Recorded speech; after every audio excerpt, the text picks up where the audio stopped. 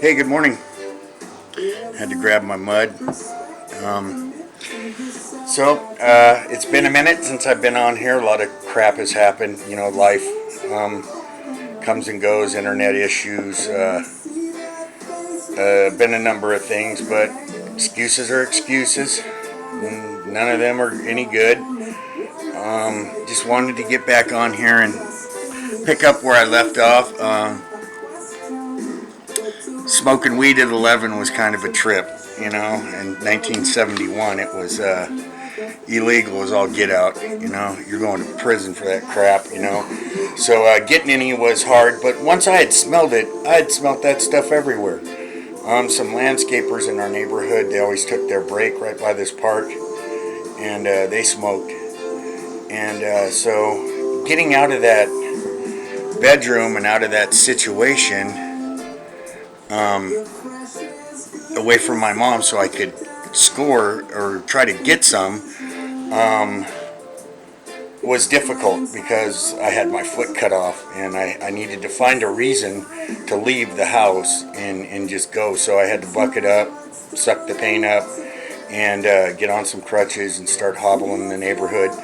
And I knew where my landscaper friends had got stoned, and so I went to their spot, and then I'd get their roaches, you know. And so it was a couple of hits a week that I got. And I can't tell you how many times I got fucking burnt, you know, by people selling me weed. And the only way I could tell if it was pot was by lighting it on fire and smelling it. And 9 times out of 10, I got burnt, and it sucked. Or you would get bags of seeds and stems and, you know, all the leftovers and very little pot, you know. And I had to hustle for my money, you know. I had to find a way to get it, so I started working for the Anaheim Bulletin in Orange County, selling newspaper subscriptions. And that's how I hustled my cash back in to get my weed. But it was commercial pot. Well, I don't even know what they would call it nowadays. I don't even know. I don't even think it's available nowadays. I don't know. It was old Mexican weed, and tons of seeds. You know, they put all kinds of names on it like they do nowadays. You know, back then it was Will Hawken, and you just got a spear of nothing but seeds. And, you know, or this or that, or a couple of buds tied on a stick and call it Tide Stick. You know, it was just crazy. But trying to score weed back then was hard. No one wanted to, one, deal with a little kid, and 2, getting the money to get it up. You know, to the fundage to just buy a sack of weed, you know, even though it was only $10. 71, $10 was a lot of money for a little kid, you know, to be packing around. And so that was a trip. I smoked a lot of roaches, burned a lot of shitty weed, got burnt, you know, a lot. But eventually started scoring the good stuff. And when I talk about good stuff, I don't, know how many of you are from California, or how many of you remember back in the 70s, but there was some around 75, 74, 75. There was Fallbrook down in San Diego. They were growing some super, super, super good cannabis, and up in, of course, in Humboldt area back then, they were growing some awesome cannabis. But to get your hands on some of that was rare. But man, was it so good. And anyways, I'll jump back and forth. Eventually, I plan on getting my shit together to where I can do this live, because I would love to interact with anyone who may be having an addiction problem, issues like that we can chat it through, because I've been there. I've done it. I've fucking done it. I've done it many times over. Beat the opioid addiction. I can't tell you, when you go through major fucking surgeries, having your bowels and colon fucking removed and your guts fucking completely laid open, you're on life support. They're dumping drugs into you, to just keep you fucking comatose, so you're not fighting any of the machines that they got you hooked to, and then the pain control, and it was madness. The amount of drugs. So been there through all the opiate addiction, and I know that I can help a bunch of people. I just got to figure out how I can, technically, I'm fucking illiterate, and it pisses me off to no end that I don't know how to do any of this technology crap. I just missed that boat. It wasn't available to us, when I was younger, and so, that ship sailed for me, and it fucking pisses me off that, I can't figure this stuff out, because I'd like to be more consistent so I can help people, through maybe their issues, because just everything, that you go through, from recovering from surgeries to, people not understanding your issues. It's hard for someone else to understand what you're feeling if they've never been through that. I can't tell you how much it pisses me off to hear someone say, I understand. To fuck you understand. The fuck are you talking about you understand? You come johnning in here talking about you understand. Walking on both of your good legs, you got your guts, you got your health, and you come in here talking you understand. You understand what? About having a hangnail? A paper cut? What the fuck do you understand? And so, I'm telling you, I do understand, and so I could potentially help someone through a situation that they're in and help you get through it and to the other side, because the other side's awesome. The opiate addiction and all that shit is so fucked up, man. So fucked up. It you just don't even realize it until you get on that other side and you get your life back, and things start, looking a little bit sunnier. Even if life is still fucked up, it's way better than what it was. And it's madness. And for people nowadays, are getting cut off of that stuff. You go in for a surgery, and they're not giving you the pain control. They give you enough just to get you addicted, and then they say, okay, no more. And so where do they think people are getting it from? That's another thing that's just absolutely nuts to me. I just don't understand. But so I want to be able to do that, and help people get through their situations. Whether it's whatever, people use a lot of different things for pain control. Not only opiates, alcohol, and all kinds of other stuff. I don't have much experience with the booze, but it's got to be all the same.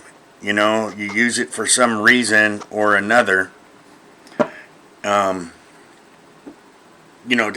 dull the pain, to this, to hide this, to do that. But I'm telling you, you don't need it, man. Life is so cool, man, without any of that stuff. And you have cannabis, legal, so, you have that. You have CBD, legal, Once again, non-addictive, legal, makes you feel good, and helps you get through your day. Whether it's psychological, mental, the mental or the physical, whatever it is, it just helps you get over that little bit of hump, that little hump. Excuse me, I'm going to take a dab real quick.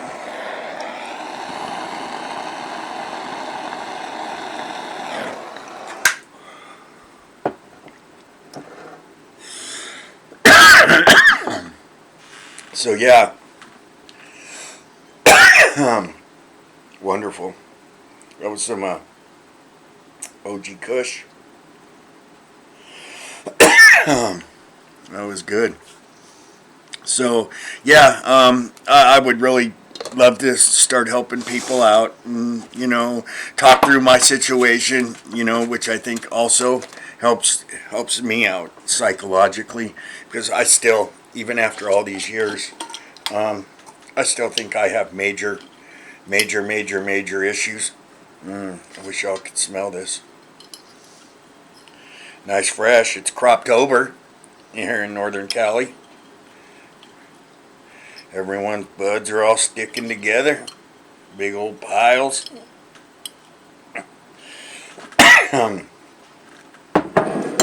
So scoring weed, anyways. Back to that. I'm sorry for jumping around, but I'm a scatterbrain like that. Scoring weed, man, was a trip. But I have got to see the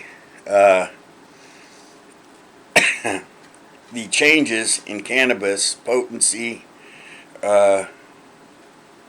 taste, strains, all that stuff since 1971. And to see where it is today, fucking mind blower. I was always hoping, when they decriminalized cannabis in California, I was always hoping that it would be legalized at some point. And to see all this stuff, to live long enough to see it come to fruition, is just awesome. Knowing that none of my kids will ever have to go to prison for cannabis is so fucking heartwarming and reassuring, because all of my kids use it. They all know and seen what it's done for me. And so they use it as well for their mental health, for their well-being, And, they could be doing a lot of other things in this world, man. There's a lot of things to go do if that's what you're looking for. But it's just so reassuring to know that I'm not going to have to worry about them ever getting arrested for cannabis. Unless I guess they, get out of pocket with it or something. I'm not for sure. But it's super awesome knowing that.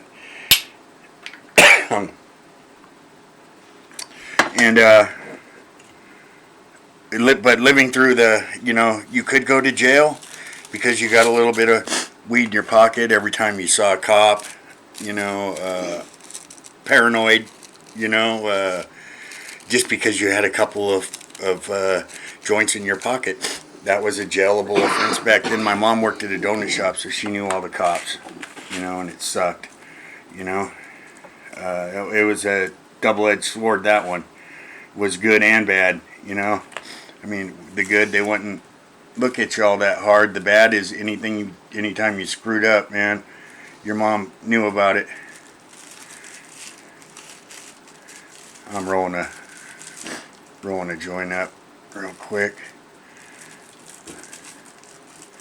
But the next time I come on here, I'm going to try to do this YouTube live, and I hope I can get it. I'm going to have my kids kind of help me, walk me through it, and get me set up. They've already done it like 2 or 3 times, and here I am again, not knowing how to... Yeah, not knowing how to get the camera to work, not knowing how to get it to hook up, even though they've walked it through, us through it. Still just can't get it. Your baby's gonna roll his eyes. Beautiful. And so I will get more consistent with this. Excuse me. Damn dabs. I will get more consistent with this. And if you have any issues, or if you need to talk through a problem, if you need to get off opiates, if you need some help doing that, I'm here, man. Hit the Concentrated Grandparents on Instagram, Concentrated Grandparents on Facebook. Hit us up, shoot us a DM. Don't be embarrassed. Everyone's got issues, man. I got a ton of them myself. And reach out, please. And I'm going to get consistent with this. I'm sorry I can't, do it right now. It's just because I'm just technology challenged. But I'll get it, and I'm here. So hit me up. Let me know. And until then, I'm going to get back here again. I just have some things that I need to get done today.